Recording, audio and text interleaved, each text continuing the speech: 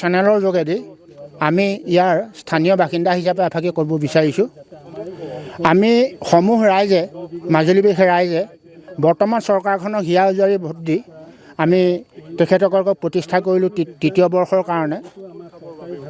সেয়েহে আমি মাননীয় মুখ্যমন্ত্ৰী জলসম্পদ মন্ত্ৰী আৰু মাজুলীক জিলাৰূপে ৰূপায়ণ কৰা আমাৰ সৰ্বানন্দ সোণোৱাল কেন্দ্ৰীয় মন্ত্ৰী আমি তিনিওকে আহ্বান জনাম, যেনেকৈ আপোনাৰ প্ৰজাক ৰজাই ৰক্ষা কৰে ঠিক তেনেকৈ আমাৰ মাজুলীবাসী ৰাইজক খহনীয়া কবলৰ পৰা ৰক্ষা কৰি বিজ্ঞানসন্মতভাৱে এই স্থায়ী স্পাৰ নিৰ্মাণ কৰি এই অঞ্চলটোক ৰক্ষণাবেক্ষণ নিদিলে আমাৰ সপোনৰ দলং লুইত খাবলৈ আপোনাৰ চেলেক ধূনাগুৰি দলং আৰু লগতে আমাৰ PW আৰু নামনি মাজুলী 25খনকৈ গাঁও নদীৰ গৰাহত জাহ যাব। গতিকে অতি সোনকালে সময় থাকোঁতেই আপোনালোকক ইয়ালৈ আহক আমি আহ্বান কৰিছোঁ।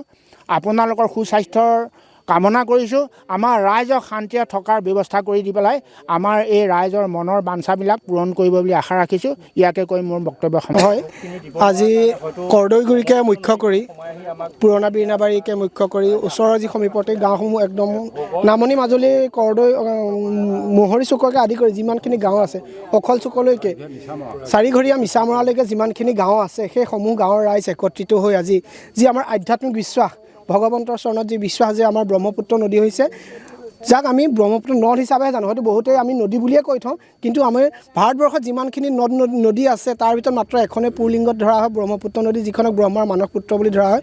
যি ব্ৰহ্মপুত্ৰ আমাৰ অসমৰ মাজেৰে বিৰাজমান বৈ গৈছে, সেই ব্ৰহ্মপুত্ৰৰ যি প্ৰবল গৰাখহনীয়া হৈছে সেইখিনি প্ৰবল গৰাখহনীয়াৰ ওপৰত কিদৰে আমি আগন্তুক দিনত ইয়াৰ পৰা প্ৰতিকাৰ পাব পাৰোঁ তাৰ কাৰণে আমি প্ৰথমেই নেদেখাজনৰ ওচৰত আমি প্ৰাৰ্থনা জনাইছোঁ। তাৰ লগতে আমি আমাৰ যি কৰ্তৃপক্ষ আছে অসমৰ মাননীয় মুখ্যমন্ত্ৰীকে ধৰি যিখন নতুনকৈ আমাৰ চৰকাৰ গঠন হৈছে, জলসম্পদ বিভাগৰ মন্ত্ৰী আছে বা আমাৰ মাজুলীৰ বিধায়ক মহোদয় আছে, মাজুলীৰ উপায়ুক্ত মহোদয়কে আমি আহ্বান জনাইছোঁ, অনুৰোধ জনাইছোঁ যে এই অঞ্চলটো আপোনালোকে যি ধৰণে পৰিদৰ্শন কৰিছে তাতকৈ ক্ষীপ্ৰ ধৰণে পৰিদৰ্শন কৰি খুব কম দিনৰ ভিতৰত, আমি এইটো জানো যে আজি কামটো ক'লে কাইলৈ বা পৰহিলে হৈ নুঠে, কিন্তু খুব কম দিনৰ ভিতৰত এই অঞ্চলটো যাতে গৰাখহনীয়া প্ৰতিৰোধ কৰিব পাৰে। আৰু অকল এই অঞ্চলটো বুলি আমি ক'বলৈ যোৱা নাই, মাজুলীখন আগৰ যি ভৌগোলিক পৰিস্থিতি আছিলে 1225 বৰ্গ কিলোমিটাৰ বুলি আমি জানো, তাৰ পৰা ক্ৰমান্বয়ে কমি আহি বৰ্তমান প্ৰায় 325 বৰ্গ কিলোমিটাৰ আছে বুলি আমি অনুমান কৰিছিলোঁ, কিন্তু হয়তো সাম্প্ৰতিক সময়ত তাৰ পৰাও যথেষ্টখিনি কমি গৈছে।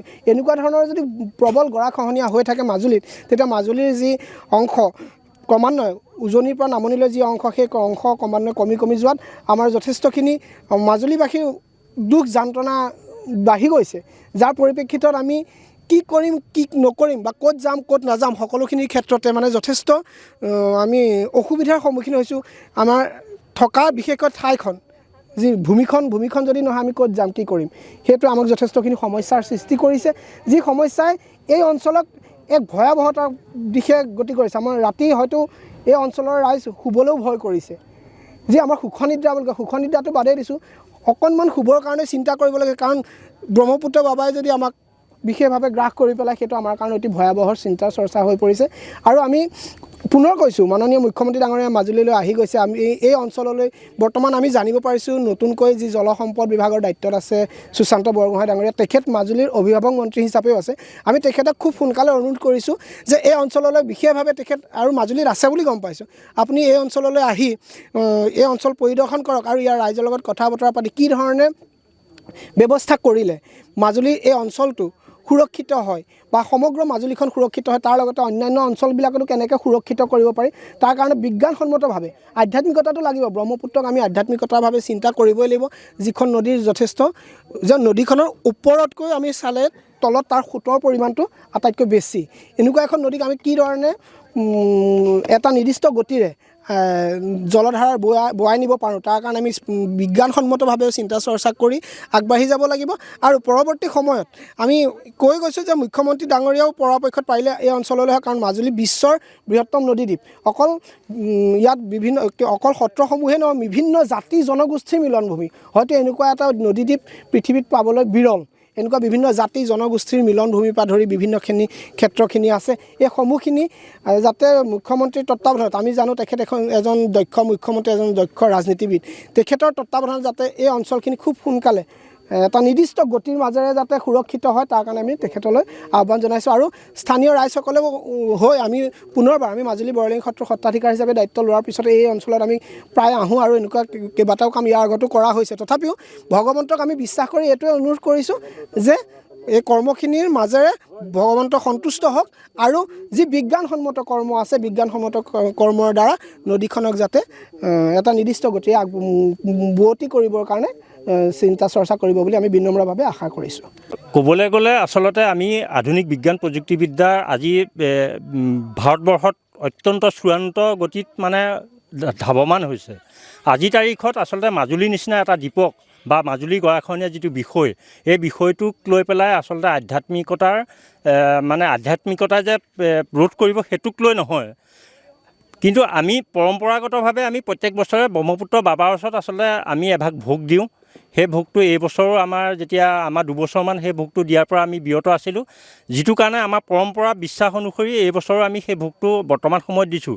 কিন্তু যিকেইটা বিভাগে ইয়াত মাজুলী সুৰক্ষাৰ দায়িত্ব লৈ আছে, ব্ৰহ্মপুত্ৰ বৰ্ডেই হওক বা জলসম্পদ বিভাগেই হওক, তেওঁলোকে কিন্তু আধুনিক বিজ্ঞান পৰিকল্পিত আঁচনি প্ৰয়োগ কৰাৰ সলনি তেওঁলোকে যোৱা 22 বছৰৰ আগত যিটো আঁচনিয়ে কেইটামান পকা খুঁটা দিয়ে সেই আঁচনিটো ইয়াত ব্ৰহ্মপুত্ৰ নদীৰ নিচিনা খহনীয়া জেগাত তেওঁলোকে প্ৰয়োগ কৰিছে, আৰু যাৰ প্ৰয়োগ কৰাৰ ফলত বৰ্তমান সময়ত আচলতে কোনো ধৰণৰ প্ৰতিৰোধ ব্যৱস্থা গঢ়ি উঠা নাই।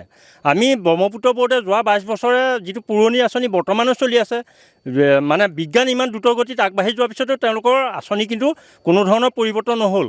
আৰু ব্ৰহ্মপুত্ৰ বৰ্ডে ইতিমধ্যে হাত দাঙি দিছে। হাত দাঙাৰ পৰিপ্ৰেক্ষিতত এতিয়া জলসম্পদ বিভাগে নতুনকৈ তেওঁলোকে আঁচনি লৈছে, খহনীয়া ঠাইত আঁচনি লৈছে যদিও যিখিনি আঁচনি সেই ব্ৰহ্মপুত্ৰ বৰ্ডৰ নিচিনা একেটা চৰিত্ৰই আমি পকা খুঁটা কেইটামান দিয়া দেখা গৈছে, যিকেইটাই কোনো কাৰণত মাজুলীৰ কেতিয়াও ভৌগোলিক সুৰক্ষা কেতিয়াও নিদিয়ে। আৰু তাৰ পৰিৱৰ্তে আচলতে আমি নামনি মাজুলীবাসী ৰাইজে সদায় দাবী কৰি আহিছোঁ যে কমলাবাৰী ঘাট, ভকত চাপৰি আৰু কৰদগুৰি অঞ্চলত আধুনিক বিজ্ঞানসন্মত শৈলস্পাৰ প্ৰদান কৰি পেলাই নামনি মাজুলী সম্পূৰ্ণ ভৌগোলিকভাৱে যাতে সুৰক্ষা কৰে। ৱাটাৰ ৰিচোৰ্চে যিটো টুনিখুঁটিটো বন্ধ কৰি দিলে, টুনিখুঁটি মুখখন বন্ধ কৰিলে, তাৰ পিছৰ পৰাই কৰদগুৰিত ব্যাপক খহনীয়া সৃষ্টি হৈছে। আচলতে গোটেই অঞ্চলটো বিজ্ঞানসন্মতভাৱে ছাৰ্ভে নকৰাৰ ফলত এই ফলটো ভুগিছে কৰদগুৰিবাসী। হয়, আচলতে আগতে 10 বছৰমান কৰদগুৰি অঞ্চলত খহনীয়া নাছিলে। যেতিয়াই আপোনাৰ জলসম্পদ বিভাগে ভকত চাপৰিৰ মাজেদি যিটো খুঁটি বৈ আহিছে টুনিৰ লগত একাত্ম হৈ, যিটো খুঁটিয়ে আমাক সদায় এটা স্পাৰৰ নিচিনা কাম কৰি আছিলে, মানে ব্ৰহ্মপুত্ৰ নদীখন কেতিয়াও সোমাবলৈ দিয়া নাছিলে। সেই খুঁটিটোৰ ধাৰে ব্ৰহ্মপুত্ৰ আচল ধাৰটোক ঠেলি পঠাইছিলে দূৰলৈ।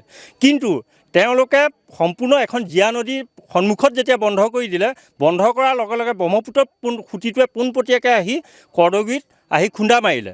তেওঁলোকে যদি সেই খুঁটিটো বন্ধ কৰাৰ পৰিৱৰ্তে যদি তেওঁলোকে ভকত চাপৰি আৰু জুগুনিধাৰীৰ পৰা ধৰি লৈ ভকত চাপৰি উত্তৰ পাৰে, জুগুনিধাৰী দক্ষিণ পাৰে নদীখন বৈ থাকিবলৈ দি পেলাই যদি তেওঁলোকে পৰিকল্পিত শক্তিশালী বিজ্ঞানসন্মত আঁচনি প্ৰয়োগ কৰিলেহেঁতেন, তেতিয়াহ'লে হয়তো নামনি মাজুলী এনেদৰে খুব ভয়ংকৰ খহনীয়াত আজি নামনি মাজুলী যি ভৌগোলিক অস্তিত্বৰ প্ৰতি ভাবুকি আহিছে, এই ভাবুকি কেতিয়াও নাহিলেহেঁতেন। যিকোনো খবৰৰ বাবে যোগাযোগ কৰক আমাৰ এই নম্বৰত 9181 307 221।